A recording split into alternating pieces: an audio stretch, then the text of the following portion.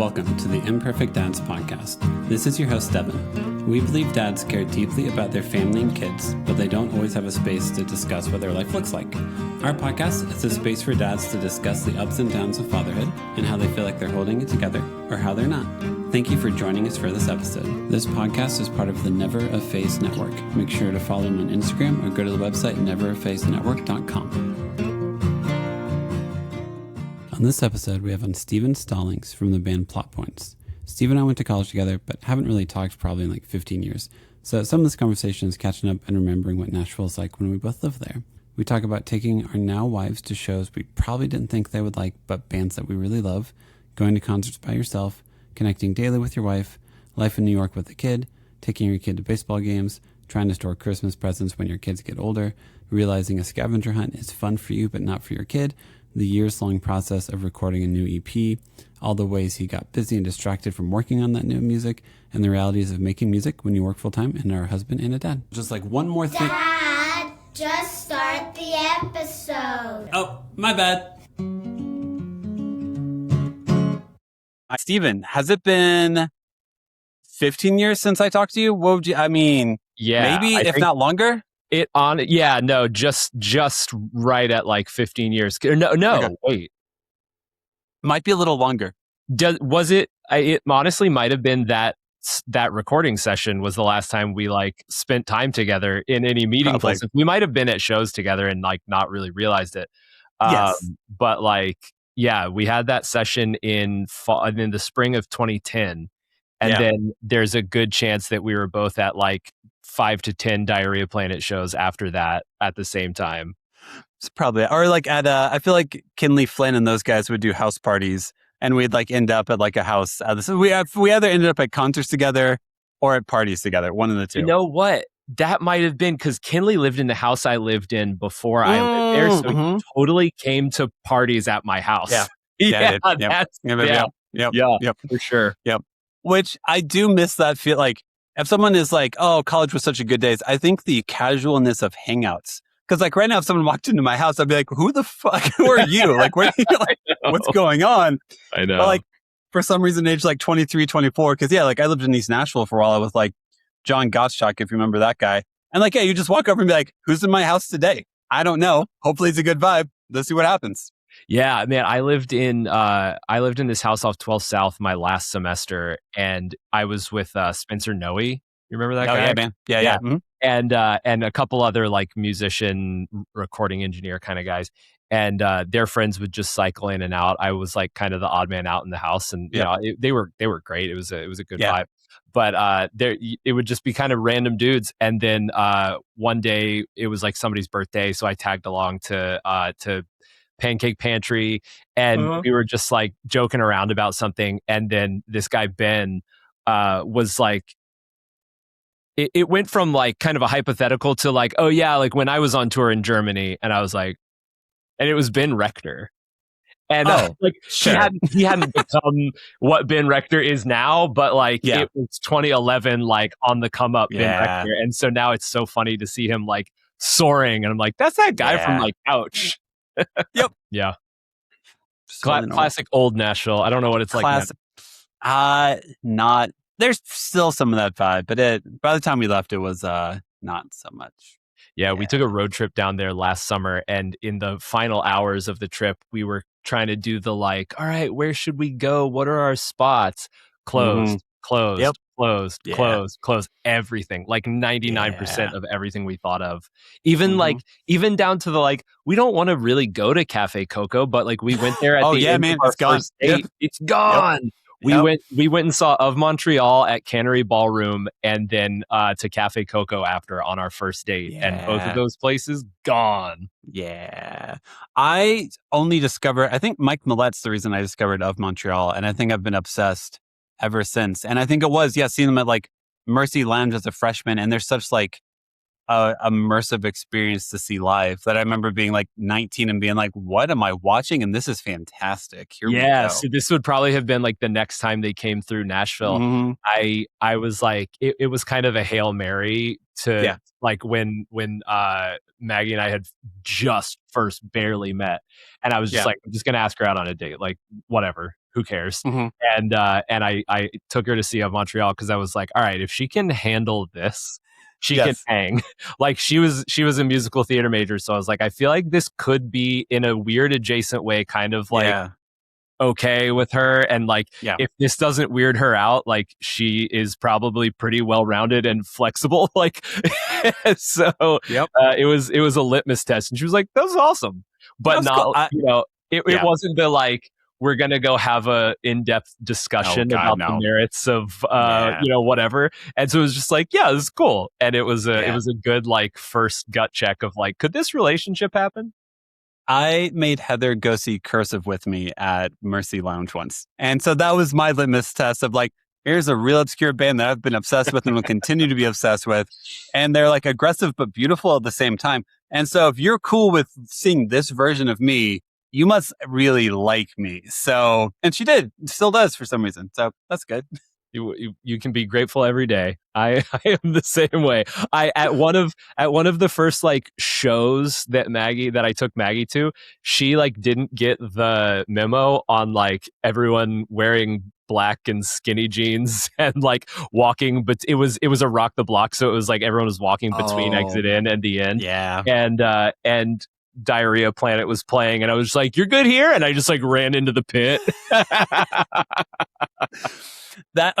So I'm now at a point where like, especially with kids, I am more than happy to go to shows by myself. Like tomorrow night, Jimmy Eat World is going to play Red Rock, so I'm going to go see Jimmy Eat World and like Sunny Day, Real Estate, and the Get Up Kids. And like my wife is like, or Heather's like, no part of her is like, do I get to go too? She's like, yeah, no. Have fun. You go do that stuff. I'll be here. Do you have that relationship with Maggie as well nowadays? Oh, it's been a long time of that. Yeah. Because I was working in music supervision and still like kind of work in that world. But for 12 years right out of college, I had the same advertising agency music supervisor job. And so I got into any and every show for free. So I would go to, especially like pre-dog and pre-kids, like I was going to every single show I felt like going to. And she would come for a while, and then I would be like, are you having fun? Like, you can't see anything because she's a foot shorter than me. And so I was just like, you really don't have to feel like you have to tag along to this. And so she stopped going to shows with me on a regular basis a while ago. But like, it's all like, I always try to, include her in the things that she would really enjoy. Like I've taken her to see Paramore a few times. Oh, cool. And those are the ones that stand out. I really honestly I can't remember what else we've seen together. But yeah, like my MO is just like show up right before the band I want to see. Yep. Stand along the back wall because I'll always be able to see. Pretty much. Yep. Yeah. No, I'm 6'4", if you don't remember. Yeah. And I'm 6'4" as well. Yeah, and Heather is 5'1". I'll say 5'1". Oh wow. So like, yeah. So we do a lot of like Americana artists like Jason Isbell, Josh Ritter, Nickel Creek, all that. And they usually play like in churches and like places where you can sit down, and like it is just very convenient. Cause like, I don't want to be the guy who's like middle of the crowd and everything, blocking the view for 30 people behind you, but also I want my wife to be able to see. So it's I think the only show in probably like 15 years that I've like really made a point to be like, I don't care if I block anyone's view was Manchester Orchestra doing the 10-year anniversary of Mean Everything to Nothing. I was like, I will inconvenience any stranger for a better view of this show. Yeah. Yep. That's how I felt for, besides Cursive, the Get Up Kids are like I learned bar chords so I could play Get Up Kids songs, like that band. And when they did Something Right Home about 25th anniversary, I was just like, I'm standing where I'm standing. Yeah. And like, I'm going to try to not get in people's way or be somewhat cognizant of it. I remember I saw G-Love and the Special Sauce once because my buddy was opening for them. And there's like a group of women who are all like 5'2", and they like stood in front of me like, is this good? And I was like, I don't know how to dickishly say you didn't affect anything. Like, I know. Like, I don't. Like, no, we're fine. We're good. But also like, you changed nothing for me. Yeah, you couldn't possibly inconvenience me in this way. Not even slightly. What's like, okay, this is one of my favorite questions to ask. Like, Jason Isbell, Josh Ritter, Nickel Creek are definite, like, we get a babysitter every time. We figure it out. We pay the extra money for it. for you guys, what's like a band where if they're in town, you're like, this pay for the sitter, whatever the cost is, we're making sure to go see them. It's Paramore for sure. Okay. Yeah. Yeah. If Nickel Creek came back, that would be one. Like you see the mandolin hanging behind me. Yeah, I do. Yeah. My dad stumbled upon Nickel Creek at a bluegrass festival in like 99 or 2000, like before the like official printing of the first album. Like we had we had like the early cover of the first album that I can't even like find an image of online. Yep. And so I go way back for Nickel Creek. We saw them here at the town hall with Prairie Home Companion, which was very, very cool. That's awesome. Yeah. Pre-Garrison Keillor cancellation, Prairie Home Companion. Yep. But yeah, Paramore is definitely it for both of us. I can't honestly even think of what else we both have seen recently. I guess we probably would do it for a show, but do you know the band Boys Go to Jupiter? No, I don't. That's one that she kind of discovered on Spotify, and we were both like, ooh, a band we both like. And so we did get a sitter to go to their like album listening party, because I was kind of like courting them for a work thing, and cool. So I went to go kind of meet with them, and got some like cool husband points out of that. Yeah, that's awesome. I think I've gotten to know some of the Jason Isbell guys, so they've gotten us free tickets to a couple of their shows out here. Never Red Rocks. Red Rocks is like, I never anticipate someone. I'm just like, nope. I'll pay for that ticket. That's good. But like Mission Ballroom's another venue out here where it seems like it's big enough where if someone can get you on the guest list, like, yeah, I got you. And I'm like, oh, okay, cool. That's really sweet. So I got us into Isbell like 2 years ago, or the band was nice enough to let me get a free ticket to Isbell like 2 years ago. And I was like, oh, that's nice. And I was like, it is nice. Cool. All right, now all the ticket money is going towards the babysitter. So that's cool. That's like 3 times as much as you would have paid for tickets for a babysitter. Pretty much. Yeah. That is the hardest. Like, I don't know how you guys are, but I feel like we are very focused on like trying to figure out how to connect daily, because I know if we wait for a date night or something like that to be like that, this is when we need to connect. The amount of pressure on that date night just ruins the entire thing. Kids will still interrupt you whenever you're trying to connect day-to-day life. But like if I wait until we get the every other month, date night, and that's whenever we talk about real stuff, it's like, oh, I'm not gonna know what to do. I'm just gonna sit there and be like, there's too much to talk about. I don't know what to do. Like I'm frozen. I don't know what to do here. Yeah, it gets so loaded when you try to wait for the perfect time. I'm not going to say we're. I'm going to say I'm not good enough about like thinking about that. Like, what's a way to do this in a micro sense so that the macro level doesn't become so pressurized. Yeah. We have some great like coffee shops within walking distance, and so especially now that the weather, we had such a brutal winter that you guys did. I'm still trying to get into the thought process of like, oh, we can leave the home and go do things. It's the hardest I've ever had to work to like remember that I can go outside recently. Yeah. And so we try to occasionally like go to the little coffee shop down the street and just like sit there with Maggie's planner, because she refuses to use a digital calendar, which is just I know that world. Yep. It's it causes some funny not misunderstandings, but just lack of knowledge of events for both of us sometimes.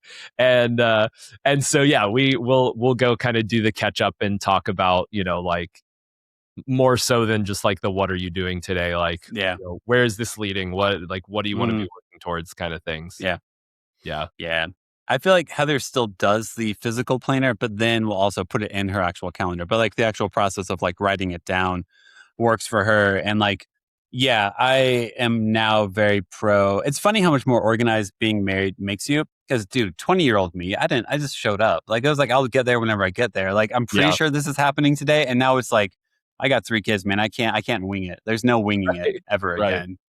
Yeah. Did you guys get married like pretty fast? No, we did. You've been together a long time, right? Yeah, we started dating in 2008, and then she graduated in 2009. I graduated in May of 2010, and then she did grad school for 2 years. So we actually got married in 2013. So we dated for like 5 years. That's what it is. So Cool. yeah. Which Yeah. by Nashville standards or by Belmont standards, yeah, we were an old couple. Right. So, Right. Yeah. Because it's so funny. It felt like not a crazy timeline at the time, but we started dating in early 2010, got engaged a year and a half later, and got married a year after that. Yeah. So it's like in retrospect, it's like shell shock just to like think about the pace of things. But at the time, it was like, oh yeah, we're taking our time. We didn't get engaged during school. Like we waited till the end of summer after we graduated. That seems very reasonable.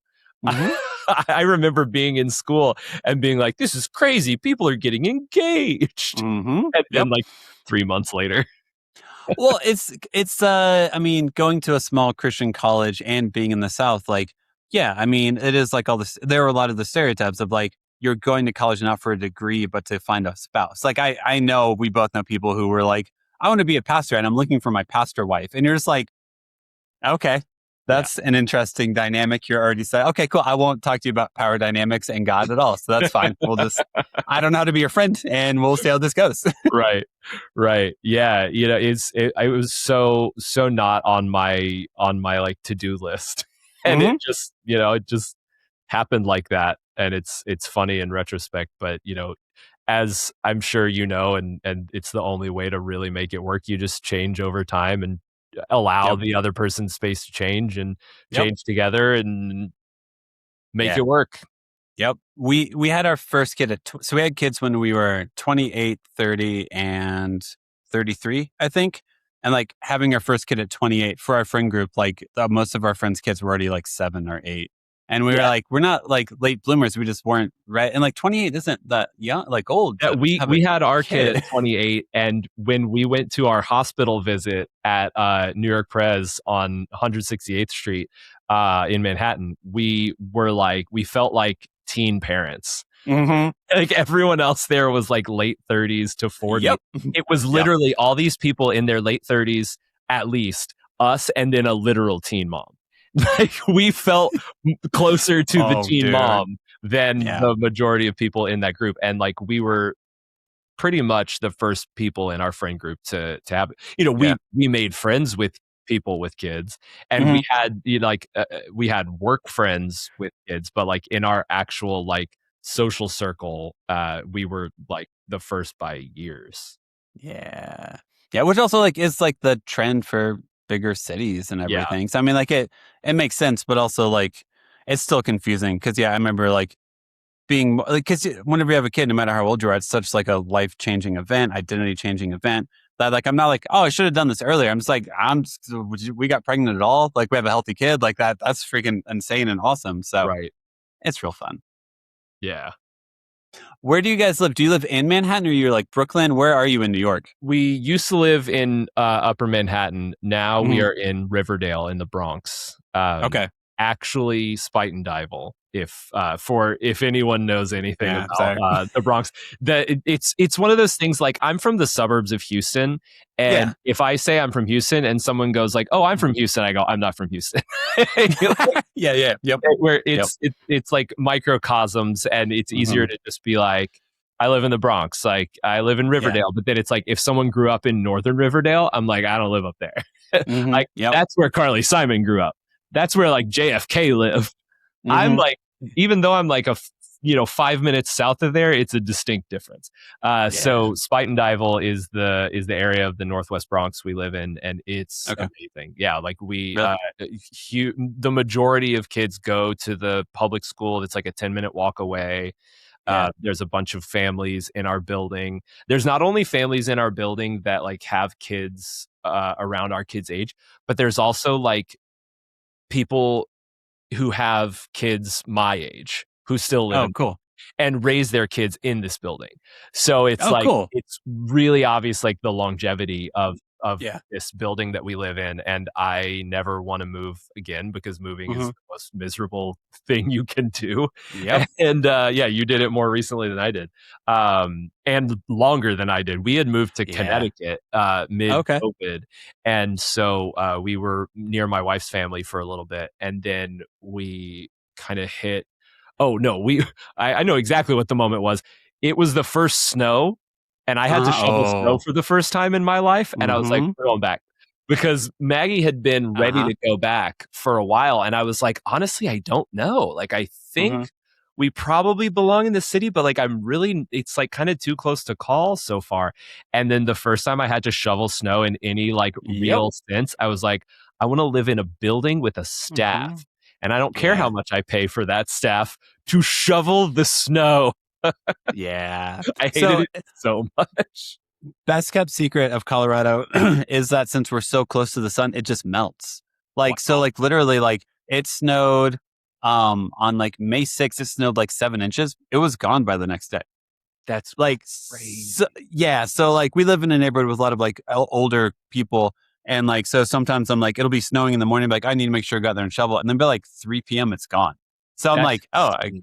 yeah, no," but, like, but I grew up in Indiana, man, so I'm familiar with, like, Yeah. you shovel a lot, you get out there, and then, like, you just watch it slowly melt for the next 3 months, and it's like, "This Oh, is yeah. not charming. This is Yeah. not fun. This isn't Yeah, cute." we had, between 2 snowstorms, I think we had probably, like, 6 weeks of it this Yeah. summer or this winter, and Mhm. it was so brutal, and we Yeah. have a car in the city now because we got a car Oh, yeah. when we went to Connecticut. We didn't have a car before, so, like, COVID hit when my son was 2, Mhm. and so, 2 and a half. Those half years are important, as They we know. matter. They do. Yep. And so, we got a car when we were in Connecticut, and so when we came back to the city, it was like, "Okay, well, we have to have a place where you can functionally have a car."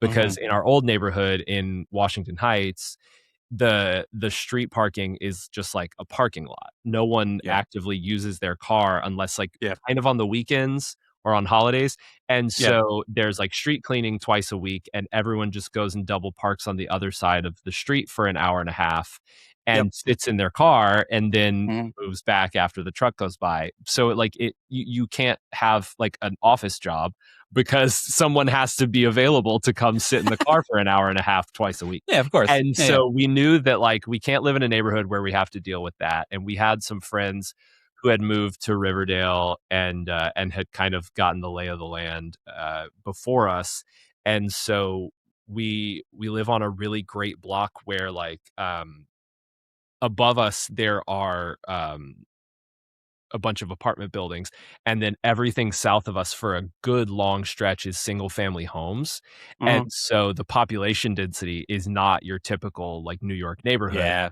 where, Yeah. not only are there fewer people living in these houses, but they have driveways, and Yeah. so you get, like, just great super available street parking. Our window has only been busted twice within the span of a month. We just learned where not to park. Yeah, Uh, that's fair. we learned the strategy. It's like we could Yeah. pay $200 a month or whatever it is for, like, the lot at our building, or Mhm. we could take the risk and, Yeah, yeah. maybe every so often, it actually is covered by our deductible. So, Yeah, so you're fine. Yeah, but you're yeah, like, good. we have, like, a $0 deductible on glass, so it's really just Oh, inconvenience. nice. And especially when it happened twice a month, it was the shame of showing up to the same body shop and being Hey, like, guys. "I'm sorry, I'm I'm back." sorry. You're like, "I don't even have anything in this car. I don't know what they're trying to steal." Truly. Like, do they want a car seat? I don't know. Like, I The mean, first one happened, like, 4 days before Christmas. are you serious? That Yeah, sucks. and we did have some stuff in the car. That We sucks. we had been That using sucks. it for storage. But luckily, it wasn't, like, anyone's Christmas presents. Yeah, so where do you hide your Christmas presents? Because, like, if you're in, like, an apartment, how do you keep the, reality of Santa alive? Well, Santa's done. Oh, okay. Yeah, yeah. My son's 8 and a half now, so, by, like, 7, he was starting to come around. He's a Yeah. very detail-oriented, like, I call him production-minded. Like, when he watches a movie, he wants to immediately watch the behind the scenes, Oh my and, like, gosh. he was born for the DVD era. He really missed Yeah, out. yeah. But, Yep. we try to find what we can on YouTube Mhm. and watch the process of any of this stuff. Like, he loves that kind of stuff. And so he was thinking about the logistics of Santa really early on. Oh, yeah. And so we kept up the charade for as long as we could, and like answered questions with questions. And you're like, he brings you presents, doesn't he? And that worked for a while, and then eventually we were just like, okay, like stop asking. Yeah, okay, you figured it out. But even after that, it became more of a like hide the presents thing, because I didn't want him to be like, my presents are all here. Oh yeah. Oh no. I have a horribly messy office, and so I have this corner that's always just kind of a pile of stuff. And so I just made like a section of the pile and put another pile on top of it, and he didn't find anything. He also didn't like actively look. So that'll be the problem, is when he's actively looking. Yeah. We have a storage space downstairs that's like pretty packed, but we could fit some things in it. And then my wife has a storage unit at the U-Haul down the road where like we could really bring in the big guns and take it to like a different property. If we really need to hide stuff. The reality of the coordination on Christmas Eve of like, okay, so when do we like, okay, so which present is at which space? Like, where is, because we have like a laundry room and it has like shelves under it or like cabinets. So like, that's where I put everything. It's because the kids don't go, the kids have no purpose in the laundry room. So that's where I put, but like, I couldn't imagine the amount of mishaps of like, okay, so is the car that we bought him, is it at the U-Haul? Is it in my office or is it here? Like, where is it? And you're just both like, I don't know. And you're like, when are you going to have time to do it, or am I going to have time to do it? And you're like, I don't know. And you're like, damn it. Man, he his big Christmas gift this year was a PS5. And I had that whole box just like in the corner with a bag over it. And he was none the wiser. And this was like, it wasn't just like the thing he wanted for Christmas. It's the thing that had completely like commanded his life and his entire brain power for months. Yeah. And it was just sitting there in the corner like since Thanksgiving. That's amazing. I feel like my parents were always just like, hey, if we see you open up the gift and it looks like you're not surprised or like you look like you already saw it, we'll just return the gift. So that's how they stopped us from like looking through their closet, looking through their bedroom. And they're like, if it seems obvious that you've already seen this before and we didn't think you had any idea you were going to get this present, we're going to return it. So don't go snooping. Don't go looking. And I'm like, that's valid. That's fair. Yeah, that pissed me off too. I get that. Yeah. I would try to like peel off the where like a gift wrap was folded. I tried to kind of like for stuff under the tree. I was really flying too close to the sun. Yeah. I remember once they got like whenever we were all older, they like got an extra car for us or something like that. They like found a used car and I like shook the box and it sounded like car keys. Like, oh, you guys, did you get us a car? And my mom was like, nope. And I'm like, did you? I'd be so pissed though. Like now on the other side of that, if my kid guessed on the first like shake of a box exactly the big surprise I got in them, I'd be like, God, just no. This is going to be a surprise. You and your siblings fight over who gets to drive the car all the time. We got you another one. God, dude, I had a gift giving mishap for my son's birthday last year. This is indicative of kind of how last year went for us. His Christmas present, like I said, was a PS5. His birthday present a few months before was a Nintendo Switch 2. It's one of those things that I call the only child tax, where sometimes you just got to go for the big gifts for your only child who like really needs entertainment. Anyway, he was really excited about it. And I like took a page from my dad's book when I was a kid and like did a scavenger hunt for it and was like, look in this part of the apartment, look in this place. And there were like 4 or 5 clues. And each time it wasn't at the next location, he got more anxious and more worried that it wasn't there. And so by the time he found it, he was a wreck. I would have not predicted that. He was like, I clearly didn't either. No. He was a mess. And he was like, I thought it wasn't going to be there. And I was like, okay, I should have, knowing what I know now, I should have said, it's here. You have to go on a scavenger. Oh my gosh. For it. Yeah. Ooh. Well, because it's like, to me, it's implied. Yeah, if I gave you like a scavenger hunt or something like that, there's a treasure at the end of the map. But like, if I think it's really hard to remember that, like, whenever you do new things for your kids, they've never done it before. So, like, they don't have your cultural frame of references that you do. Yeah. So, like, you're there being like, oh, it's a scavenger hunt. You find out at the end, and there's like, I don't know what any of this means. I know. And then by explaining it, you feel like you ruin it. So you don't want to explain it. Right. But, like, as I'm giving you a bunch of riddles. What's a riddle? Ah, shit. I try to trick you to find something I want you to find. Well, that doesn't sound nice. No, it's fun and playful. Yeah, I just don't want to straight up hand you a switch. So how do I do this? I want you to work for it just a little bit. Just a little. Just a little. Oh, was Maggie in the corners being like, Steven, what do you do? Like, what? By the time it got bad, I think she was like, moved along. Like, if there's another step, skip it. I also love the thought of, like, trying to be elaborate and fun for your kid and it ruining the moment the entire time. Dude. Because, like, you're trying to keep whimsy alive. Like, that's what, like, as I get older, I'll be like 40 next year and everything. I'm like, how do I keep whimsy and, like, playfulness alive? It's by doing ridiculous things like this. Right. But, like, yeah, to your 7 or 8 year old, they don't know what that means. And you're like, oh, great. Yeah. I mean, that applies to, like, so many things. We had Thursday and Friday off of school last week, and there was a Yankees day game on Thursday, and we're a quick, like, commuter rail trip from Yankee Stadium, and so we went to the game. And he doesn't play baseball; he doesn't know the rules of baseball. Yeah, but he was asking me to, like, explain it to him as it went. We had the binoculars, like, they were like my granddad's binoculars. They've been in my family forever. Like, I was watching minor league games through those binoculars as a kid. And so I was trying to explain the game to him and everything. And then I got up to go get food. And when I came back, he had, like, fully unlocked from the game. Like, he was not paying attention. He was not asking about the rules. He just wanted to go home. And it was not that it's whimsy, but it's the same idea of, like, dude, it's a Thursday during the school year and you are at Yankee Stadium and you're complaining about the ice cream I just got you because it's too much ice cream and it's dripping. And like, the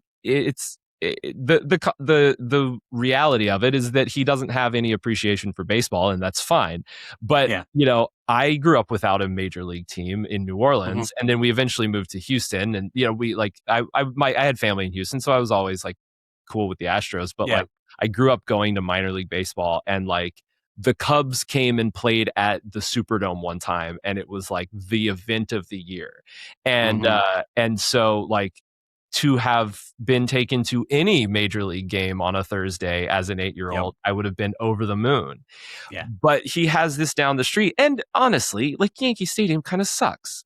I've never been to Yankee Stadium. It's not Yankee. It's like Yankee Stadium Part 2, because they tore the original down, and, like, instead of making a good, interesting stadium, they made just kind of this, like, fax copy of Yankee Stadium, from what I understand. I never went to the original. Okay. Everyone who has been to the original is like, I don't really know what they were thinking with this new one, because it's just I describe it as utilitarian. It's like, it is a ballpark.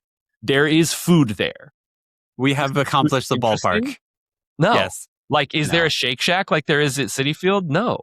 Like, you can get soft serve, you can get a hot dog and whatever, and, like, the food's good, but it's just like, like, I love Camden Yards in Baltimore, where it's like, I can get, like, hand cut kettle chips with lump crab and Old Bay on top, and it's like, I'm in Baltimore, baby. You go to New York and I'm like, or you go to Yankee Stadium, you're like, the Yankees are playing.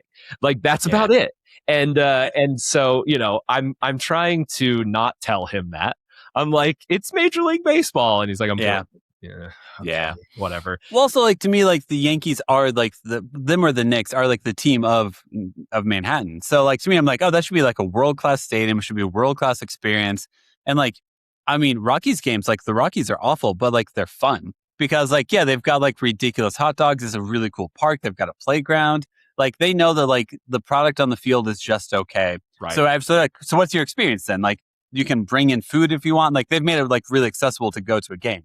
So, like, if it's better to go to a Rockies game than a Yankees game, that doesn't make any sense to me. I know. I actually saw an article about this recently that like almost all ballparks allow outside food, and it's become like a tradition of baseball. And I do love that. We like brought sandwiches the other day because I'm not paying like, $10 for hot dogs for everybody, because why? But we are, speaking of whimsy, we are trying to redeem the baseball experience. We're taking him to a minor league game in Coney Island on the last day of school where the Cyclones play. And it's like typical perfect minor league baseball where there's like entertainment between every inning. You're sitting there like watching roller coasters in the distance right on the beach. Like, it's so great. And I hope that's going to show him that like baseball isn't just utilitarian like existence. Right? Well, we try, like, it's really interesting to do that stuff because, like, I didn't grow up caring about sports. I started caring about them once I got into college because there's like more connection to Indiana and everything. Yeah. So now, like, I try to get my kids to like go to sports stuff, but I always do with the expectation of like they're going to be bored out of their mind within 10 minutes. Yeah. And like just try to keep, like, I try to never go to a game with my kids that I want to watch the game because I'm like, well, I'm just going to be pissed. I'm going to be mad the entire time. They're going to be children and I'm going to be mad at them. So like, just, I always say this, but I think it's really funny how much of parenting has been like, if I do this, will I just be angry in the corner the entire time? Yeah. You either change your expectations or you don't go do that thing, man. Like, which one are you going to do? And like, sports is a great example of that. Like, if we go to Rockies game, by the fourth inning, every kid is like, I'm done. I'm like, cool, we'll head out. That's fine. We left the Yankees game in the fourth inning. Spot on. The fourth inning is where it happens. Well, I mean, they've been sitting still. They've been paying attention. You've already probably, like first inning, I'm like, no treat. We're not getting ice cream. We're not doing that. Then by like the third inning, I'm like, all right, cool. We'll get the ice cream and everything. Then by like the fourth or fifth, they're like, so why are we still here? And you're just like, I don't know. That's because sometime in the next hour and a half to 2 hours, one really cool thing could happen. Yeah. And to me, I'm like, that's baseball, baby. That's baseball. Yep. And I love soccer. I'm a big soccer person. It's like, going to like a soccer game, it's like you might watch a 0-0 game and it's the most exciting 90 minutes you've ever watched in your life. Unless you're 7. Then it's torture. Yeah. I'm curious how the World Cup is going to go now that he's like old enough to pay attention and has some like, he doesn't know that much about soccer, but like his friends do. And so he's like, Dad, who's Messi? And I'm like, soccer player. I don't know. Like, very good soccer player. One of the good ones. Yeah. He's like, one of the names I've heard as someone who watches the World Cup, and that's it. Yes. But I'm regretting not like exposing him to more basketball because I'm realizing that that's the sport that's best for kids because someone's constantly scoring. Yeah, that's true. But it sucks here because, to your point, like the Knicks are the basketball team, the Rangers are the hockey team, and they play in like America's arena, and so tickets are disgustingly expensive. It's crazy. We went and saw Colbert for one of his final shows, like in April or so, and I remember, I think it was whenever the Knicks were playing the Hawks. And I remember being like, we're staying like in Broadway, like you're like, basically like most toward Times Square area. Yeah. And so I was like, oh, like, let's say I'm not going to buy a ticket to go watch their games against the Hawks, but how much is that? And I think like the third tier was like $500 starting. And I was like, oh, it's gross. That's a lot. And then I looked up tickets to like the Nuggets games out here and it was like $150. And I was like, okay, population density, a lot less, very different. Yeah. Very different, but oh my God. Yeah, it's completely insane. I assume it's just they make enough off of tourists who will pay whatever it costs. Yeah, I think so. I don't know. So. How do you feel? How do you feel about Mom Donnie issuing the order that kids can stay up late to watch the Knicks? Did you agree with that decision? How do you feel about that? My child ain't finding out about that. And whoever tells him is on my shit list. That's valid. He heard me, he was getting ready for bed and he heard me say to my wife, like, I'd like to watch the Knicks game tonight for game 1. He was like, I want to watch the Knicks. I was like, you're going to bed. And that was before I even really realized how long a basketball game is. Cause I don't watch a lot of basketball. It feels short and it lasts like 3 hours. And so I am glad cause he doesn't do well with staying up late. No. And so I, especially like we've done a good job of like not telling him what's happening. But sometimes he'll hear. So we're actually keeping him up late tomorrow night because the New York Philharmonic is doing their concerts in the park this week. And that's so cool. they're playing in Van Cortlandt Park right up here in the Bronx tomorrow night. And I'm like, that's something you can stay up for. Like an orchestra concert and fireworks and like running around in the park with your friends. That's like, cool. That's worth it. Like we'll take him out to trivia with our friends every once in a while, but like he doesn't actually care enough about anything on TV for us to like warrant letting him stay up just to like watch the Super Bowl or like a basketball game. It's like there's a chance that if it comes to game 4, like I don't know. I don't think he cares enough. No. We ended up getting tickets to there's a World Cup game in Kansas City on like July 3rd that like one of my buddies got like face value tickets for. And so like my youngest is Josh. He's about to be 5. So I was like, hey, buy Josh and me a ticket. Like that'd be awesome. It'd be sweet to take my son to a World Cup game. Like that'll be amazing. And then like a month ago, they released the time of it and it's at 8:30 p.m. And I was like, God, it'll be 7:30 to his body. It'll be 7:30 to his body because they're in Central, we're in Mountain. But I'm just like, oh, God damn. Oh. Yeah. We try to hit bedtime between like 7:30 and 8. So I'm like, 8:30 start time? No, not happening. Nope. And it's just like, all right. But like already going into this, I'm going to be like, okay, cool. Whenever he wants ice cream, buy him the ice cream. Whenever he wants this, get him. Like just already building in an extra $70 I'm going to spend at the game just to keep him focused and not having a tantrum because he's tired and exhausted and I'm the problem here. Yep. We did a Mets game around that age and he just spent the entire game mad that he couldn't see Mr. Met. He had the binoculars just looking for Mr. Met the entire time. And he'd be happy when he could see Mr. Met, and then he would go away like, where'd he go? Where'd he go? We had a sketchbook because we don't go anywhere without a sketchbook for him. And so he was just sitting there drawing Mr. Met. He had never seen Mr. Met until we pulled into the parking lot. Yep.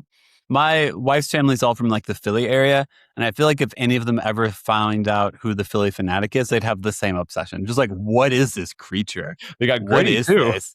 Oh, yes. I mean, listen, Philly does it right with mascots. Yeah. They do. For sure. That's cool. Do you guys, trying to entertain kids whenever you have downtime is like parenting 101, I feel like. And like, we try not to do screens. We also do a lot of drawing. So if it's like, hey, we're going to travel, something like that, let's bring something you can doodle on or something.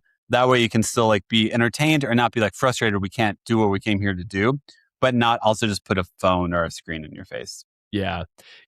We, I commend you for limiting screen time because we're not. It's hard. It's really hard. We've lost that battle, honestly. But we try to impose limits. The weekends are where it gets real dicey. Yeah. But especially on the weekdays, we have fairly reasonable limits, but we also are like the line gets drawn at the phone. I'm not handing you my phone. Yes, there have been times like I play in the orchestra at the college nearby, and and there have been times where like for a concert where like she doesn't want to bring in his iPad, she'll just be like, okay, be on my phone during the concert. If you don't want to draw, like you just gotta stay quiet and still. And that's like an emergency situation. Yep. And I'm also like, you don't have to come. You don't have to bring him. She's like, no, I want to be there. I want him to be there. I'm like, okay, so that's your choice. Like you can manage that however you'd like. I'm happy. Just know I cannot help you at all. Right. I'm on stage playing. I'm a long way away. Yeah. But yeah, no help. And that's worked out perfectly fine. But like, that's where I draw the line is like, I'm absolutely not handing you my phone. It's just not happening. But he's great with art. He loves to draw.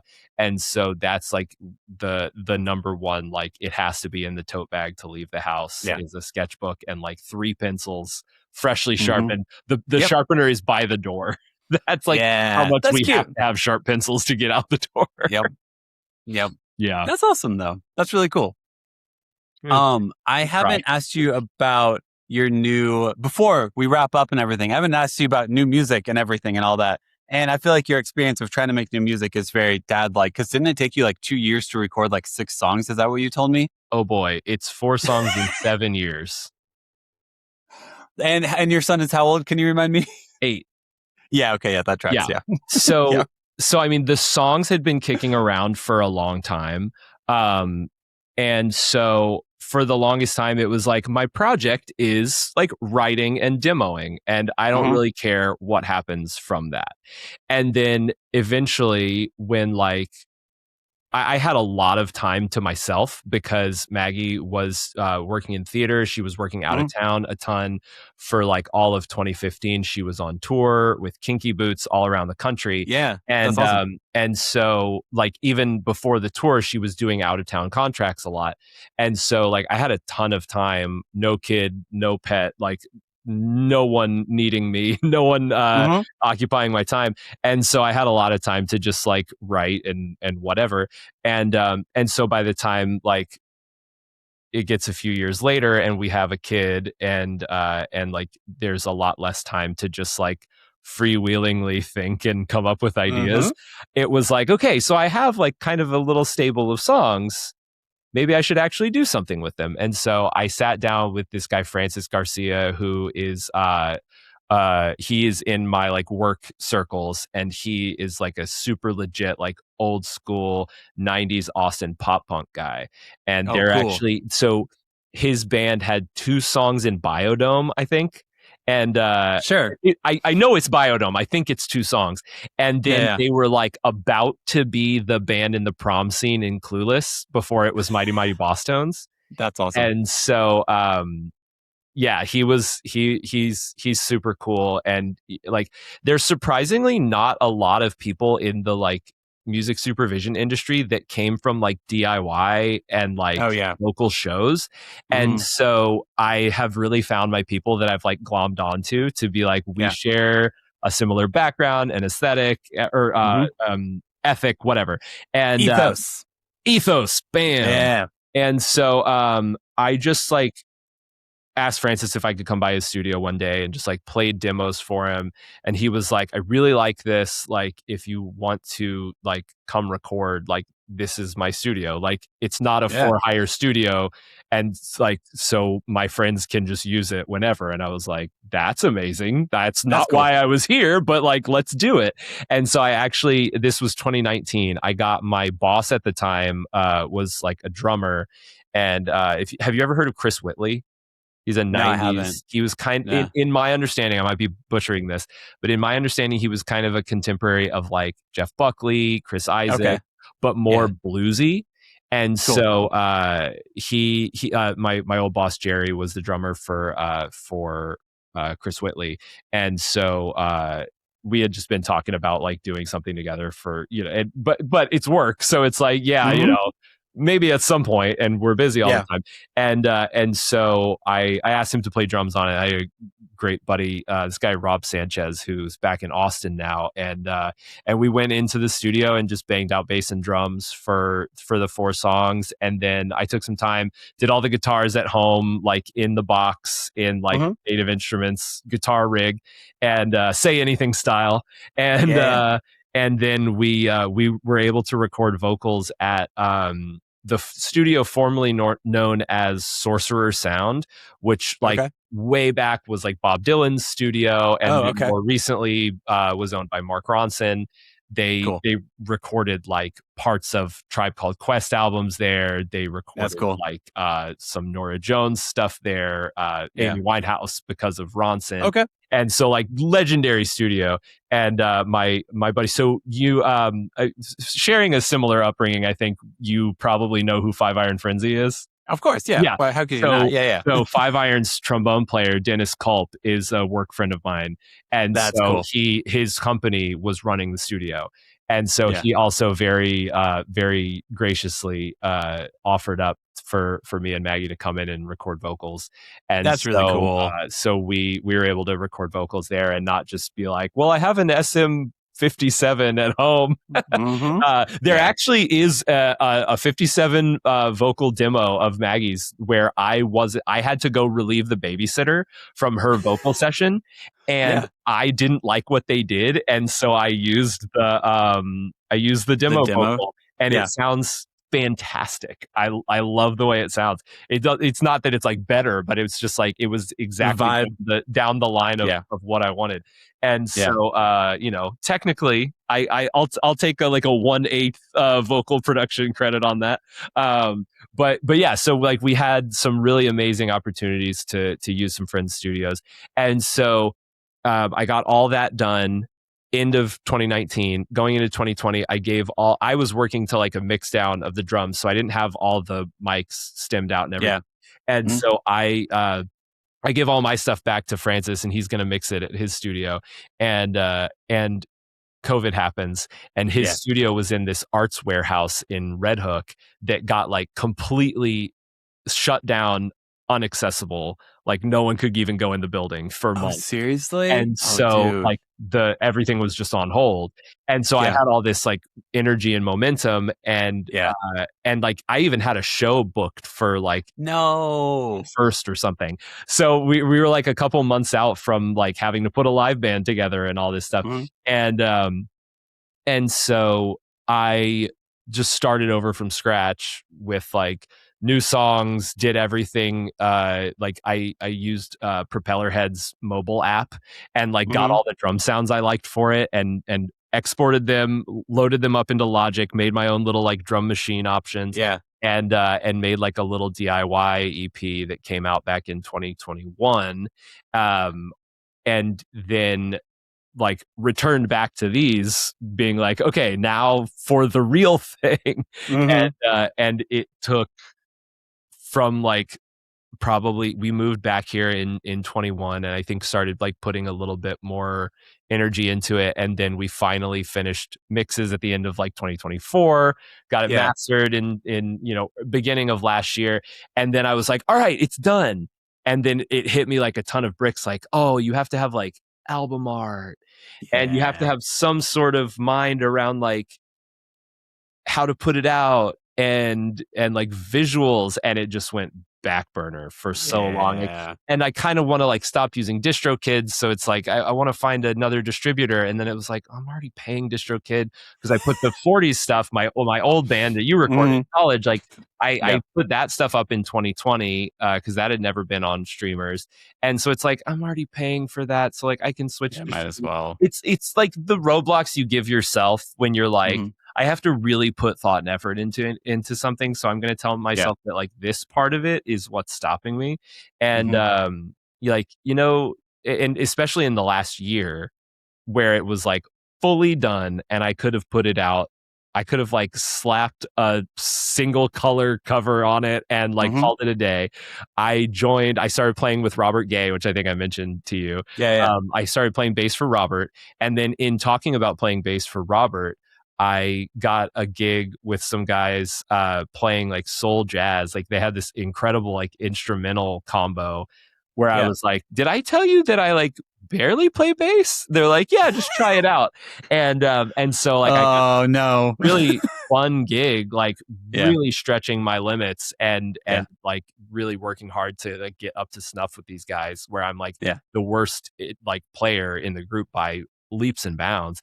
And so like joined that band that plays like not often. It's not a huge lift. It's like every few months. And then also last fall joined the orchestra at the college nearby. And it hit me that like it's like the old Twitter joke, the like men will literally blank blank blank instead of going to therapy. And I was like, oh, I will literally join 2 bands in an orchestra to avoid putting my own music out. Yep. And all you probably needed was literally an album art and like some plan of like whenever you put it out there, be like, here's what this album is. Like, it's not even like, it's almost like, I feel like with creative stuff, like the stuff that feels super simple, you make super complex. Like, what do you want the picture to be? And you're like, what's it say about that? I'm like, can I just put something that says I'm proud of myself for making this and releasing it? Can that be the album art? I know. And it's so tough because you fall into the trap of like, what being an artist is these days, which is such a visual medium and having to make content. And that's really where it was like, what am I going to make content about my music? And well, another wrinkle that I know we kind of like connected over TikTok from my music account. But do you Yeah. know about my other TikTok activity? No, I don't. So No.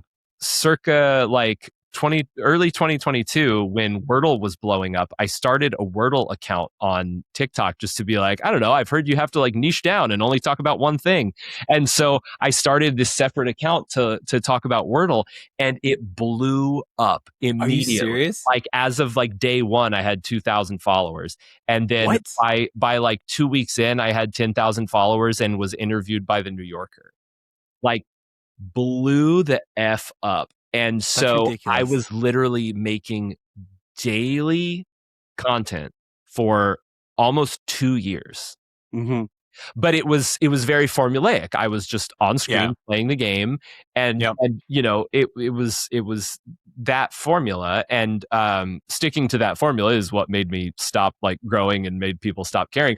But the real fans stayed for me to get real weird with the formula. And it was like, that's what I was here to do in the first place, was to like be weird and funny. And like, I don't care that like Gen Z like wants me to like taste test sodas. Like, that's not what I'm doing. I'm playing Wordle. Here for that. Yeah. And it's like, why are you playing Wordle and not like the new cool thing? Is like, because I called the account Wordle Tips. I'm here to do one thing and one thing only. And so like that was like really going through the ringer of seeing how social media works and how social changes, and all the while like knowing what I knew about my corner of social media, then watching like what artists were trying to do. It's like, I'm not doing that. I don't want to do that. Yeah. Like there's I honestly like I don't want it to sound like I would talk down to people who do that, because I honestly like admire people who can go on and be like, this is what I was thinking about when I wrote this song. I was like, I'm allergic to talking like that. Yeah. I wish I could just be like, here's what I wrote this song about. But like, that makes me feel naked. Yeah. Also, like I feel like Matt Berenger from the National has said before, like, but if I say that, then that's what you guys think this song is about. And then like that kind of ruins, it taints the song. Like it then changes the song, because like I also get very legalistic about like listening to songs. I'm like, no, he wrote this about this, and it's like, well, yeah, now you're only listening through one lens, and you've completely shut off the million like multiverses that could exist in the song, because you listen to one interview that said, here's what the song is about. Right, and it also kind of keeps you from like rediscovering new meaning in your own music. Because that's a very real thing that happens over time. Is you go like, oh, that wasn't even about that at the time, and now it means a whole different thing to me if I'm not so attached to what it literally was at the time. Like we had a song on the last Plot Points EP called Sweat It Out that was like the one that I'm like really the proudest of. I had a friend record drums in his house, so it wasn't like the dinky drum machine thing that I was doing for the rest of it. And it's like epic. I had do you ever know Ben Kaufman in Nashville? Yeah, so I had Ben do strings. I like arranged a string quartet, and Ben recorded the whole thing for me. And so that's the one that's like, that's cool. That's the like, oh yeah, he grew up listening to Death Cab and Arcade Fire kind of like long building thing that gets really epic. And that's like lyrically, that's a song that I knew at the time that it was about several different things, but it was interesting for like the couple people who paid close enough attention to be like, oh, is this about this? It's like, partly, probably. It's like it's about having to wait for something, and there was a lot of that in 2020, 2021. So it was interesting to see people kind of discover that. And I don't know. Anyway, so like just speaking of the content game, and so that was kind of keeping me from putting my energy into it. And then the producer Francis that I mentioned earlier, I see him socially in like kind of work functions fairly often, and he kept on just being like, "You gotta just do it. Like, don't worry about it too hard. Like there's no perfect way. Just like figure out some album art and do it. And so I had finally come around to like, okay, I don't have to find the perfect album art. It doesn't actually, I had been kind of waiting on like, we should do a photo shoot and figure out something from that. And then I was like, it doesn't have to be a photo. Like we could do like a drawing. It could be this or this. And I had finally kind of had an idea that I liked. And we were on our road trip to Nashville that I mentioned earlier. And we literally on like day one of the trip had been like, oh, it would be so fun if Seiji Inouye like had a session open and we could like do photos with him. But like we didn't really pack clothes with that in mind. Also, I'm really in my head about if I pronounce his last name right. So I would destroy it. Also. I don't think I've ever said it out loud. And so we had literally said his name. Like that would be so cool because his photography is so amazing. And like his eye, it's just like that's someone who you could just like trust their eye and just be like take some cool photos of us. And so that night we're in our hotel in Virginia and I'm just scrolling and I see Seiji on his Instagram stories being like, does anyone want to do a shoot in the next 2 days? What? Like, yeah, that's cool. Well, that seems like fate. And so we got together with Seiji and just like in Germantown and was just like, the spots. We don't know anything anymore. Just like tell us where to show up. We'll try to like dress cool and we'll just figure it out. And we got some amazing photos from him and that like finally kind of and it took another 9 months, but of course, it finally got the gears turning to be like, all right, what's this going to look like? And once we picked a cover photo, it was like, okay, like so we can pull colors out of this, and those could be like the colors. That's where I really start like getting the ball rolling. Is like if I have the framework to work within, then I can. And I actually just finished like lyric video for one of the songs that I'm really excited about. It's a song called Plans, and it's the one that I mentioned earlier that wait, did I mention it or did I think about mentioning it? Who knows? I wrote the lyrics to this song I wrote it as a 40s song because we were gonna keep on playing after Chase Meisenheimer left because he graduated. We were gonna have Casey Weisbuck from the original Diarrhea Planet lineup join on drums. We had him join for one show, but we never kept it going because we just all got busy. But I was like, all right, well, then I'm going to start writing more songs. And I had written this song the summer between my junior and senior year where Maggie and I had just started dating. And we went from like, we're not defining this to like, okay, I think we're dating because we're going to be apart for 8 months. After like barely being together at all. And so it was like, we have to jump into this. And I wrote these lyrics just to be like, I'm thinking of this as a long-term thing. And I'm including you in that.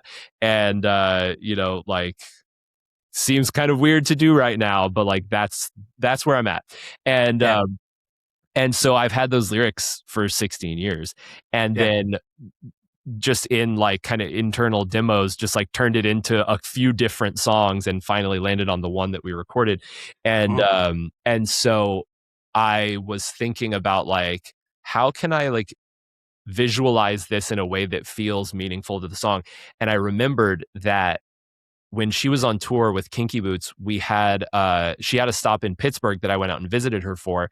And in exploring Pittsburgh, they have the Andy Warhol Museum there. And in the section about his films, there's a camera setup where they call it a screen test, where you sit down in front of the camera and just sit there for like 5 minutes.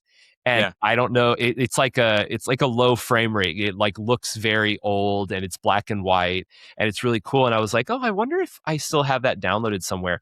The link is active from 11 years ago. The link from the Warhol Museum is still active, and I downloaded it. And I was like, oh, I could like take clips from this. And then I was like, wait.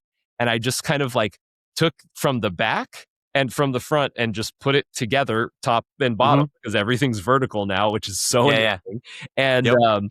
And so I just let the whole thing play because that's the Warhol film aesthetic, is just natural, no cuts. And so it's funny, speaking of like how songs might reveal themselves to you in time, it revealed to me kind of like the timeline and the phases of our life where cool. like that was such a culmination of the first phase of our life, was her like chasing the theater dream and getting this national tour and like working at the peak level. And then the year after that, opening a Broadway show for the first time.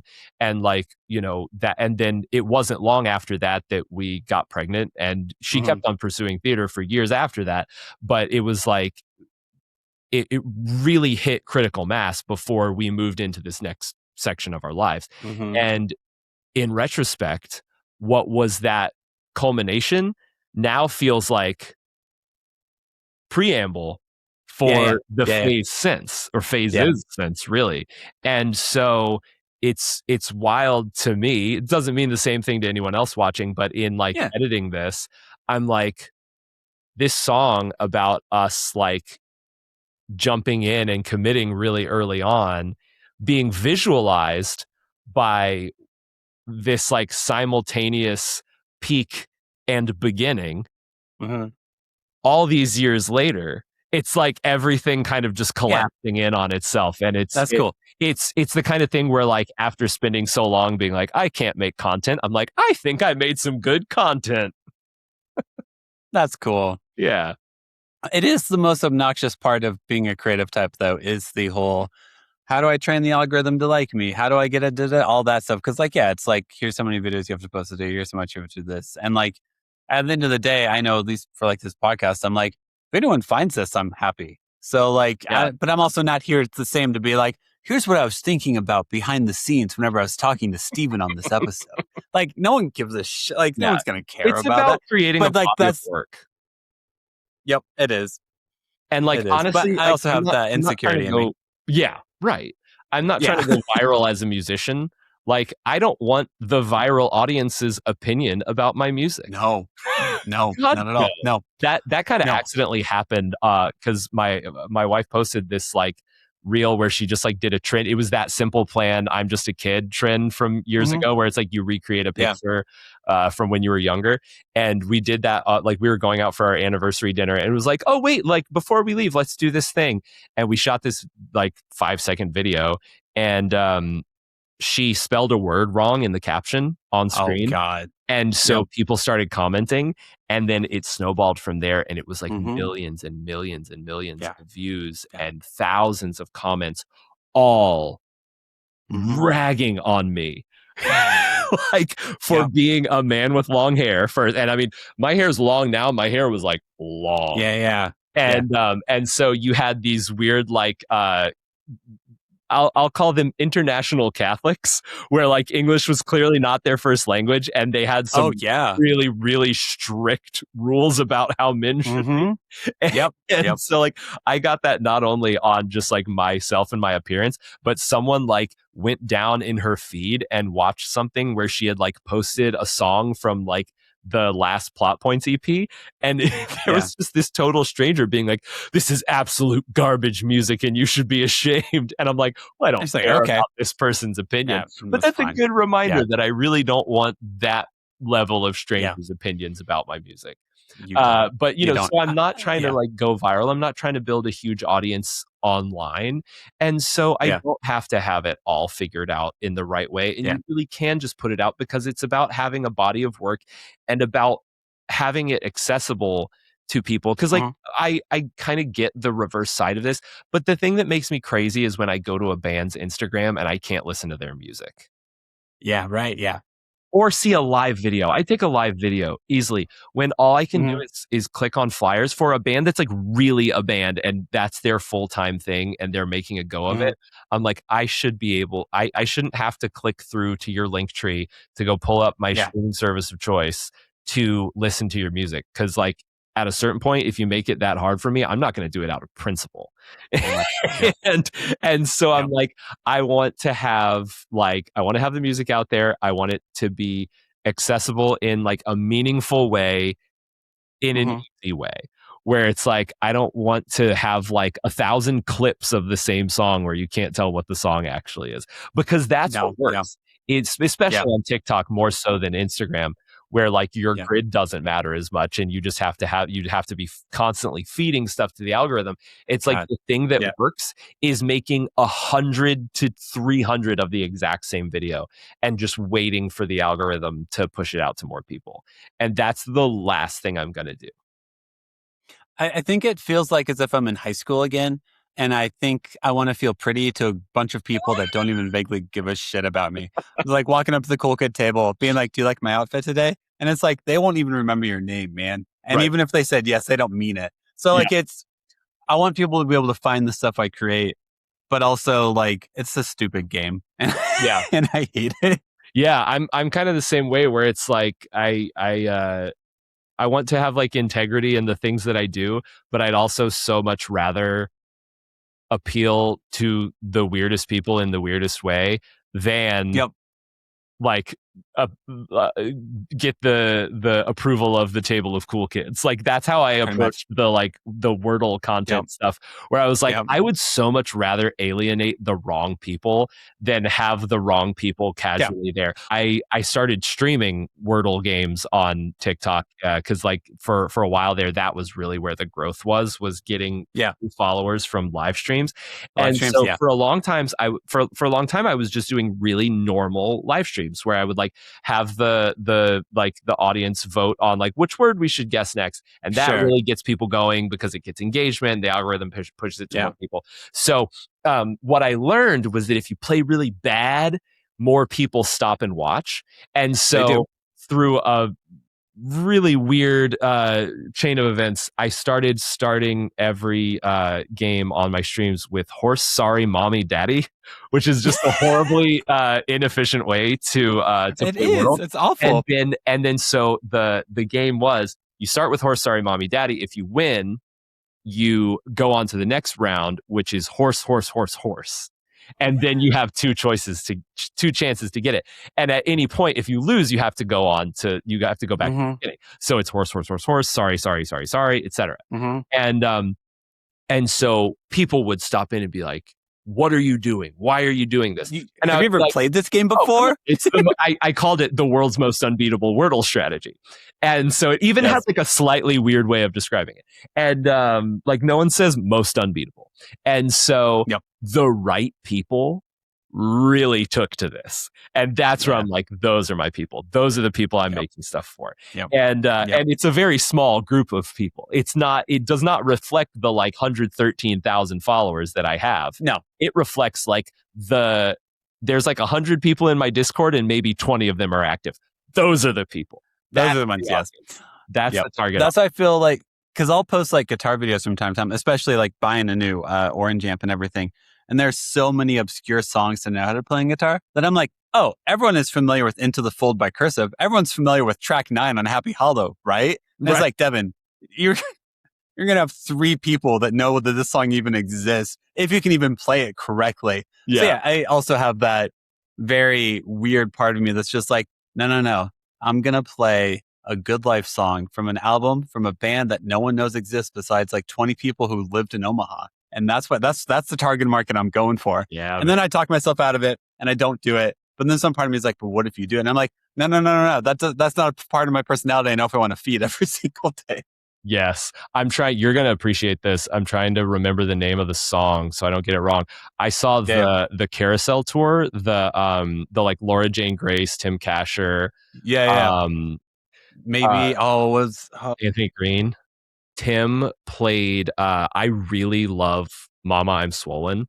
Like me too. That album is just like it's so great. I believe the song was the title track that maybe it was What Have I Done? Whatever. He did it at the show and I was like, oh, this is going to be the only time I ever hear this song live. Like on the vinyl, that page is written, the lyrics are written on a paper plate, front and back. That's cool. It is freaking awesome. That's awesome. The only cursive vinyl I have, as if I could actually see it from here, is like the Art Is Hard, the Recluse picture single. Got that at Grimes back in like 2008. I'm gonna say Sinner's Serenade, Once and Adapt might be the three other That's songs. the one. I couldn't remember the name, but yes, Adapt. That is the B-side banger from that one. Yep. That's a good one. Sinner Serenade. Oh, sorry. This is a phenomenal side tangent. Mike Mogus, the guy who produced that, had this really big thing with like Bright Eyes and Cursive where he did these really eerie piano parts, like in between songs, like in between Bowl of Oranges on I'm Wide Awake, on Lifter the Stories in the Ground and Don't Know When But Day Is Gonna Come. There's like this just eerie, creepy as fuck, like piano part that's like very dissonant and everything. They do that a lot on like in between Butcher, the song, and Gentleman Caller that kind of do this eerie piano part. And they also do that on Sinner Serenade. He had this like year or two of just being like, I'm going to make some really eerie piano tone. Yeah. I'm going to fill this in beautifully. Yeah. Yeah, so. I was never into Cursive, and for whatever reason, on the day of my high school graduation, I went to Borders and I bought The Ugly Organ and the first Rage Against the Machine album. I had nothing to be angsty about. I was finished with high school. I was going to like the number one choice of college, and I was like, I'm going to get into Cursive and Rage. Yeah. Like The Recluse was my go-to song to like test out a room. Because like the vocal blends in The Recluse, there's like the high whispery part, there's the very mid-rangey part, like in the second verse, you got Jenny Lewis sing on also. And like, I think my dream podcast would be, I listened to a lot of Vagrant albums. Vagrant was like Get Up Kids, Saves the Day, all of, like Lawrence, Kansas and like New Jersey for some reason. Matt Pryor, whenever Vagrant reached 25 years, did interviews with every single band. It was like, all right, I'm in the Get Up Kids. Let's talk about the Get Up Kids, how we got started. Let's talk to Save the Day. Let's talk to Bayside. Let's talk to the Anniversary. Let's talk to all these bands. If I could somehow commission Saddle Creek to let me do that for them, that would be the most deep dive, me being excited about life every single day and then having a really big emotional drop off whenever I was done with it. Existence for me possible. Okay, I have a question for you. Yeah. I've been thinking about this a lot and have been meaning to like put it on Instagram, but it's just one of those like, God, this is such a dorky question. But do you have like an album where you don't like anything else from that band, but you love that album? Because you reminded me with Saves the Day. I love In Reverie. I don't like any other Saves the Day album. Well, this in Reverie is not a Saves the Day album. Exactly. In Reverie, that's why I like it. I would say the first one that comes to mind, and I think it's because of how much I emotionally connected to the album, is Set Yourself on Fire by Stars. Oh, because that album, I was obsessed with that album. And their other albums are good. Like they aren't bad, but like that album is such like a time and place for me where like I am obsessed with every single song and every decision they make on that album. Besides that, like, did you ever listen to The Promise Ring? I know who they cool. are. Yeah, I've never really listened. Late 90s, early 2000s, emo indie rock bands, all like 2 or 3 of them reached this phase where like their 3rd or 4th album, they didn't do a pop punk album. And so everyone... Woodwater? Is that the name of the album? I love Woodwater. Woodwater is like my favorite album. It's perfect. It's great. Their other albums are great. They're fantastic. Yeah. But like Woodwater is like this emotional indie rock journey that I think is like beautiful and fantastic. And it's really big. Also, On a Wire by the Get Up Kids is my favorite album of theirs. In Reverie is a fantastic Saves the Day album, but it's not like, if you're listening to their entire discography, you're like, what is this album? Right. And it's like, well, they're getting in their like mid 20s and they're like, I want to challenge myself. Right. So I'm going to do something. And then like, I mean, Saves the Day after In Reverie did a 3 album arc of like self-hatred and like despising himself. Like it gets real dark. Get Up Kids did one other album, then broke up for like a decade. I think Promise Ring broke up and then did like, so like, there's this thing in like the early aughts where like all these indie, emo, whatever bands challenge themselves and their fans are like, hell no. And they're just like, well, we're not kids anymore. Everyone has their Pinkerton. That's what we're doing. Yeah. Everyone has their Pinkerton. Yeah. Did you know Ashley Bird at Belmont?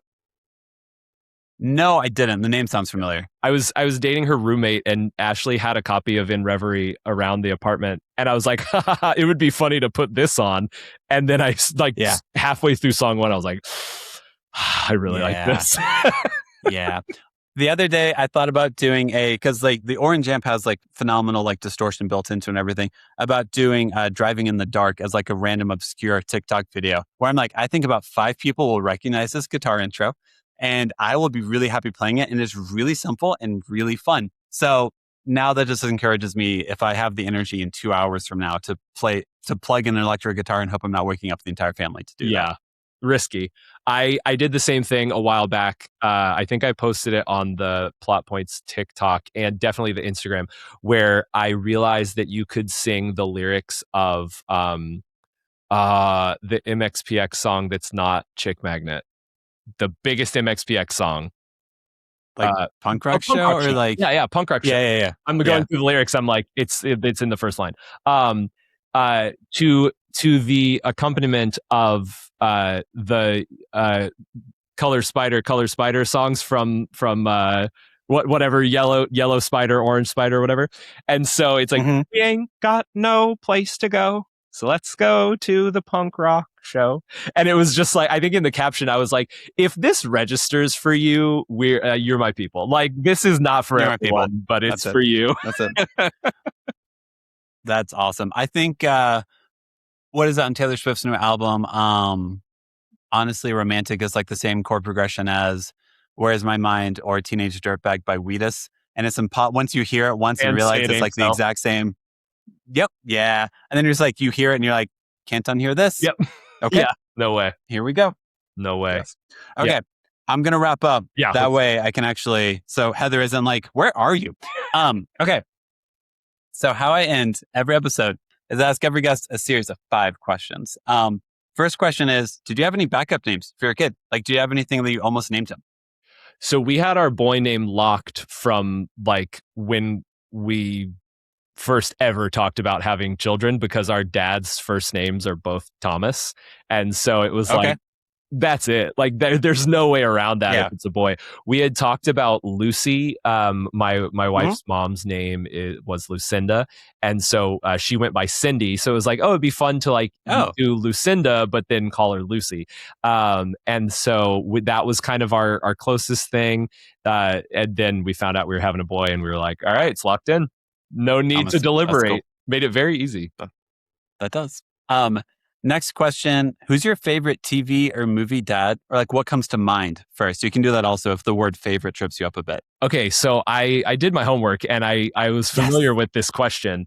And I don't think I have like an answer that I love, but you know, no, let me rephrase that. Because you want to find like the perfect movie dad. But it's you know, it's the Imperfect Dads Podcast after all. And it is Sandy Cohen from the OC. Because I'm like, that's a flawed man, but it's like, but that's my dad. Like that's my TV dad. He like when Maggie was watching that musical show, Zoe's Infinite Playlist. Oh, Zoe's Infinite Playlist, yeah. He was her dad on that show and he was dying. And I was like, respectfully, I can't be in the same room. I've already lost one father in my real life. I can't lose Sandy Cohen in a different TV show. Have you tried therapy yet? Just as a suggestion. Yes. Okay, good. I'm actively in the process of getting back into it. That's good. Yes. That's good. That's awesome. I don't think I've ever felt that deep of a connection to a TV character, but I could see that just being like, not today. Like, I can't, like, come on. Like, I'm still grieving the real dad. So let's not add something else to this list. Yeah. For sure. Next question. What's your replacement curse word? What do you say whenever, like, you need to curse, but you don't know but you don't want your son to repeat it later? This is the one that I'm truly at a loss for because I always kind of was good with saying like dang when I needed to. But I like it slips out if I'm like really upset. But yeah, I don't think my dad was like a doggone it guy. Doggone it. I had a lot of doggone it growing up. I don't think I have like a doggone it. But I'm usually pretty good about like a reasonable censor of like a dang or like you're ticking me off. You know, I might go there. I try to find a way around it because, you know, we're also so actively in that 3rd grade boy conversation of like, be more creative with your language. Like Yeah, he's man. really discovered curse. I was his age when South Park came out, and like Oh, I yeah. wasn't supposed to watch it, but I watched it, Mhm. and like Yep. it was in the water, and it was lazy, and it still is lazy, and I'm guilty of it all the time. But I try not to do it in front of him, so I can have some leg to stand on to be like, hey, don't talk like That's that. true. That's true. Yeah, that's why you don't curse. It's not because you want to be a better person. It's like, no. Whenever he curses later, and he's like, but you say those words. And then I can be like hell I do. Damn it, I said I know. And it's also like, I really want him to learn, like, to know your audience. Yeah. Because I want to be a safe enough space that like I'm not going to fly off the handle if he uses the language that he's been using. But like we'll go to visit my father-in-law, or like my mom will come to spend time with him, and we'll be like, hey, like cool it with the language, because like Yeah. we're trying to teach you life skills. They get offended. Like that's honestly like for real offensive to them. We just like don't want you talking like that. For the older people in your life, that's like legitimately upsetting to them. So just like it hurts them. Watch yourself around them, because you Yeah. just have to know who you're talking to. Like with your friends, like try to keep it clean, but like, you know, you're with your friends. Yeah. And it's so like I think knowing your audience is the lesson to teach. Yep. And not overreacting, because it is really like my parents didn't overreact that much, or like have big reactions. I mean, but like, yeah, I think we all know people whose parents were like, if you drop the F, but like I had friends' parents who were like, if you said the word sucks, they're like, well, I don't know if I want you around this house. And you're like, well, that sucks. And you're like, okay, I'll see you. I know. So yeah, you don't want to be the like the S word is stupid family. Yes. Like you don't want to overcorrect too much. You don't. And it's just teaching your kid like, all right, cool. Like my son, once again, almost 5, said the F word the other day. And I was like, oh, do you know what that word is? And he was like, I don't know. And I was like, that's actually the F word. So whenever you say that, like you'll get in trouble. If you say that at school, you'll especially get in trouble. And like, there's no time in which you say that in which you won't get in trouble. And he's like, oh, okay. But like, it wasn't like, where did you learn that? Who taught you? It's just like, oh, you said a word. And like, now's the moment to teach you the power of this word. Right. Or the consequences of this word. Right. So that you know what you're doing later. Because if I just scream at you, then you're just going to say it the second I leave the room. Yeah. And be like, this word has this much power? Cool. Yeah. I'm going to say it more now. Yeah. I have a friend who I don't think I would do this myself, but I respect the reason that she does it. Like with her daughter in Brooklyn, she's like, I want my daughter to be like as foul-mouthed as she needs to be, because if she's at the playground and some creep comes up to her, I want her to be the first one to yell, "Get the fuck away from me!" And I'm like, and you know what? Having girls, I pay attention. Yep. And you know what? If I saw a 6 or 7-year-old girl, actually any age girl, scream at a man, "Get the fuck away from me," I'd be like, oh, I need to get involved. I know. I need to help. Yeah. Like that kid is screaming. That kid is not just screaming, "Get away from me." They're screaming, "Someone help me," at the same time. Yeah, for sure. Yeah. Okay. Next question. What's like favorite activity or toy to play with your son? Clearly not baseball games.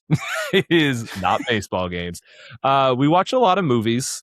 Where he's really into movies. I have friends, you know, even at like, you know, their kids being 8 years old are like, oh, you can't sit through a whole Harry Potter movie. I'm like, 2.5 hours? That's nothing. Yeah.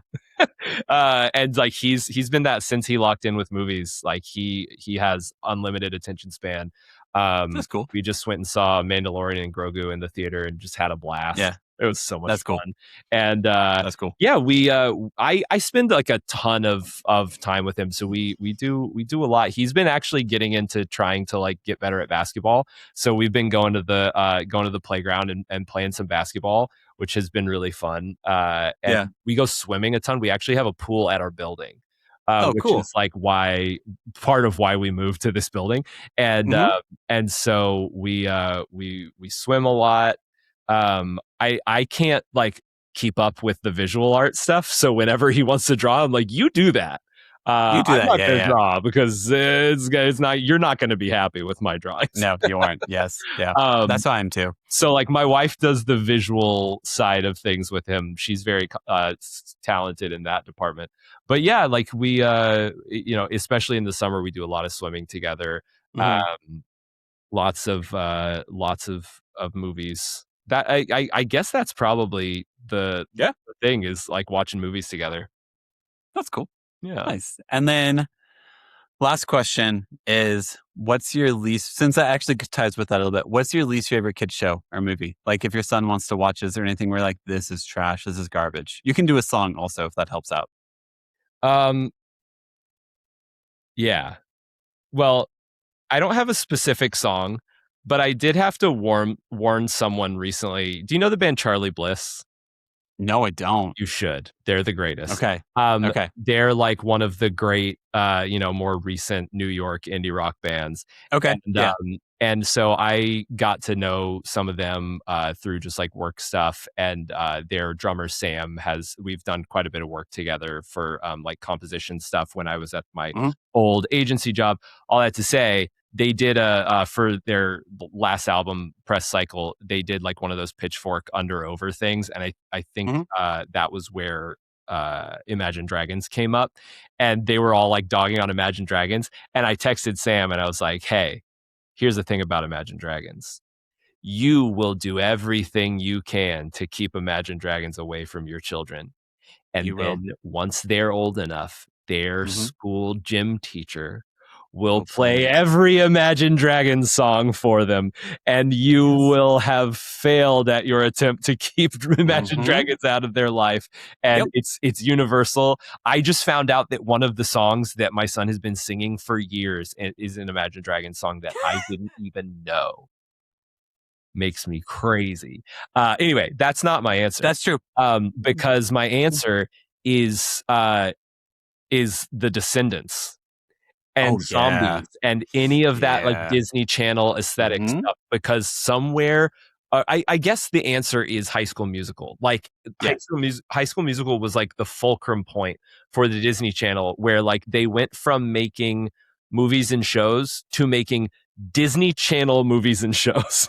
Like, the look changed on a dime, and I can kind of like ironically watch High School Musical and be fine, but like Zombies and Descendants, where I'm like, if you really must watch this, I will leave the room. Yeah, it's an aesthetic thing. Like the performers are all great, whatever, but like any movie that looks like that, any show that looks like that, even like The Loud House, which is a Nickelodeon show, like the whole vibe is off. And I think he's kind of come around to what I'm saying about that, because he's like, well, why don't you like it? And I'm like, I don't know how to explain it. It's just off. Just wrong. It makes me uncomfortable. And like my niece really loves Descendants and Zombies, so I try not to like dog on it in front of her, but I'll just kind of leave the room if she wants to put it on. I can't do it. I have two daughters. I have a 10-year-old and 8-year-old daughter. So like, no, man, I've listened through Zombies 4, 3, and 2 today so far. Ooh. And the new Descendants movie comes out on July 17th. So no, trust me, you're deep in summer, huh? No, I don't. No. And it's also like, then you have the moment where you're like, do I want to listen to this? No. But like, or like, I think like I'm trying to do like driving the car, I'm like doing finger snaps on the snare hit just to do something to try to like, or like doing like on like for the snare hits, just to do something to get me out of the mindset of like, I would never listen to this music. Yeah. But it makes my kids happy and they know every word. Yeah, so I'm just gonna shut up. I'm a little desensitized with music, having worked in advertising and having to listen to like the same 6 to 30 seconds of a song over and over and over and over all day. And so like I can listen to any music ad nauseum and just be like totally unfazed. But yeah, it's that Disney Channel aesthetic that does it to me. It's so bad. It's so hard, and like it's it's just, and also like I'm sure they have the same music director who does like the exact same, because then I'm like, wait, this zombie song is basically that Descendants song. Like it's not like you guys just barely vary, like it's the exact same song. And then I'm like, well, now I don't like, then I'm being a real jerk. I'm like, it's the same key. This is lazy. And I'm like, Devin, shut up. And then you'd have to take that same reasoning to John Williams sharing cues between Attack of the Clones and I think Chamber of Secrets. Oh yeah, that's true. There's a shared score cue in there. That's true. I don't go public with my deepest, darkest thoughts about John Williams. I think he's that'll all be edited out. That way you don't have I'll just post that as a clip, and that'll get all That's the engagement I'm desperate for on this episode. No, that's the nicer side of it. He's one of the greats, but yeah, later period, you write some stuff on a napkin, you walk away, and your team makes it for you. And you're done. Yeah. And you're done. Okay, last thing for you. Moment for self-promotion. So if you want to follow your band, follow your Instagram, follow your TikTok Wordle account, apparently. Where do we find you? I very rarely ever post to that anymore. But you can look up Wordle tips if you want to. I don't have my phone on me. I was trying to make sure I had the right accounts. But it's I should check this. I should know Also link it and everything, like on socials and all that. But good. I'm signed into Instagram, so I can fact check myself. Yes. It's plot.points on Instagram, and then on TikTok. Ooh, synergy. It's the same on both. It's plot.points on Instagram and Twitter. At plot.points. New music is coming out June 16th because New Music Tuesday is the truth. I will never accept New Music Friday. It's always music. That's right. Tuesday in my heart. Yep. That's right. Same here. And thanks for doing a call. Thanks for reconnecting a bit. And, this was fun. I know we went long, so thanks for your time. You're good. I really do appreciate you taking the time to do this. Thanks for talking to me. Thanks for catching up. I appreciate it. And I'll catch you next time, Steven. The basketball game. Yeah. Ooh, Knicks down by 5 with 7. Yeah, they're down by 5. They're down by 5. There's still time. They got Brunson. They can do this. So stressful. Go watch it, all right? I had a box of peanut M&Ms that I just destroyed in my hand at the end of game 2. I was just eating sugar and squeezing cardboard. my heart rate like triples. Like I'm normally, my resting heart rate's like 60 during games like that. I'm at like 140 the entire time. Insane. All right. Ridiculous. All right. Have a good night. Appreciate it, Steven. You too. Bye.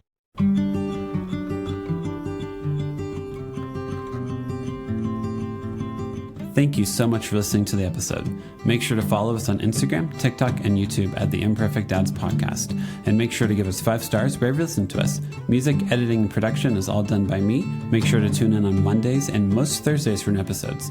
This podcast is part of the Never a Face Network. Make sure to go to neverafacенetwork.com to learn more about them.